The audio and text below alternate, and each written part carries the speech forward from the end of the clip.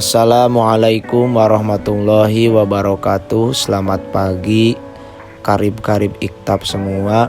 Kami dari kelompok 7 izinkan untuk sedikit menjelaskan tentang tafsir teologis.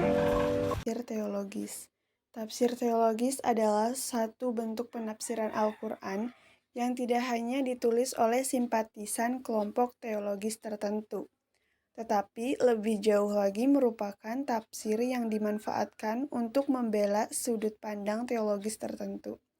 Sehingga dalam pembahasan model penafsiran ini lebih banyak membicarakan tema-tema teologis dibanding mengedepankan pesan-pesan pokok Al-Quran. Pendeknya, tafsir teologis adalah tafsir yang muatannya mengandung suatu kepentingan subjektivitas penafsir yang sangat mencolok dalam perkembangannya. Bias ideologi dari beberapa aliran yang ada pada waktu itu sudah muncul, seperti Sunni, Syiah, Khawarij, Murji'ah, Jabariyah, dan Qadariyah. Sehingga kebenaran tafsir diukur sesuai dengan aliran teologis tertentu yang cenderung mengenyampingkan aliran lainnya. Akibatnya, produk tafsir ketika itu tidak bisa terlepas dari alma mater penafsirannya. Latar belakang munculnya tafsir teologis.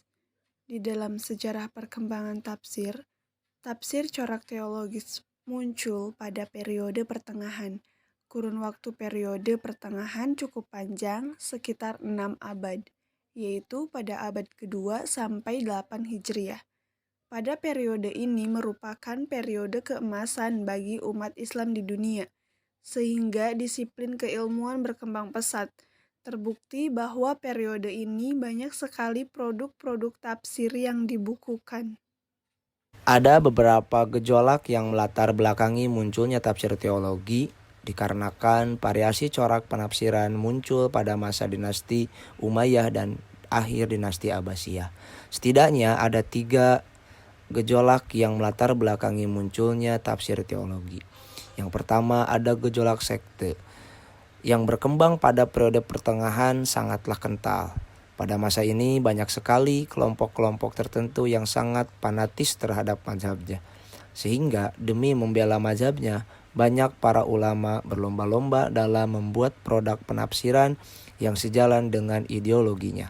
Sehingga tidak dapat dipungkiri, pasti jelas melekat pada setiap kelompok yang berakibatkan saling mengkafirkan satu sama lain.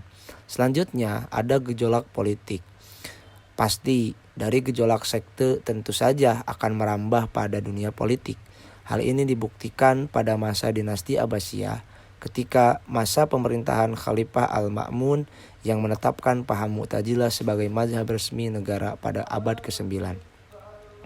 Pada masa pemerintahan ini adanya antagonistik antara Sunni dan Mu'tazilah sehingga adanya pemaksaan terhadap kelompok-kelompok lain untuk mengikuti paham Mu'tazilah yang telah resmi menjadi paham negara pada masa itu. Selain dari kedua problema tersebut, jelas sekali gejolak intelektual tidak mungkin dapat dipungkiri. Seiring dijadikannya paham Mu'tazilah sebagai mazhab resmi negara sehingga mengakibatkan orang-orang awam yang notabene memiliki kapabilitas intelektual yang masih rendah, banyak dari mereka yang memilih taklid terhadap sistem pemerintahan yang ada dan percaya munculnya terhadap mazhab resmi. Sehingga dengan adanya taklid buta seperti itu mengakibatkan fanatisme yang sangat kuat terhadap sekte-sekte yang ada. Setidaknya ada 4 karakteristik tafsir teologis. Yang pertama, pemaksaan terhadap gagasan Al-Quran.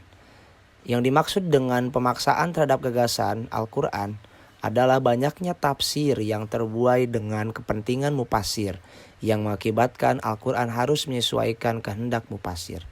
Yang kedua, bersifat ideologis. Adanya cara berpikir yang condong terhadap ideologi mazhab, sekte, ataupun keilmuan dalam menafsirkan Al-Quran. Ketiga, bersifat subjektif. Makna penafsiran hanya dimiliki mufasir Al-Quran hanya sebagai objek, sehingga cenderung menafikan makna pengarang atau muradul musannif. seolah-olah makna teks mirip milik mufassir.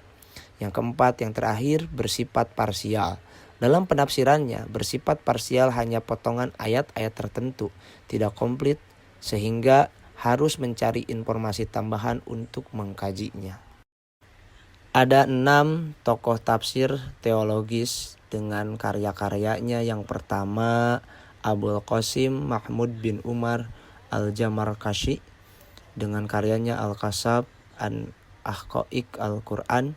Yang kedua, Fakhruddin Al-Razi dengan karyanya Mafatihul Ghaib. Yang ketiga, Ali Ibrahim Al-Ummi dengan karyanya Tafsirul Quran. Yang keempat, ada Muhammad bin Hasan Al-Tusi dengan karyanya At-Tibyan fi Tafsirul Quran. Yang kelima, ada Abu Ali Fadil At-Tabarsi dengan karyanya Majma'ul Bayan lil Ulumil Quran. Dan yang terakhir ada Muhammad Murtado Al-Kashi dengan karyanya As-Safi fi Tafsiril Quran.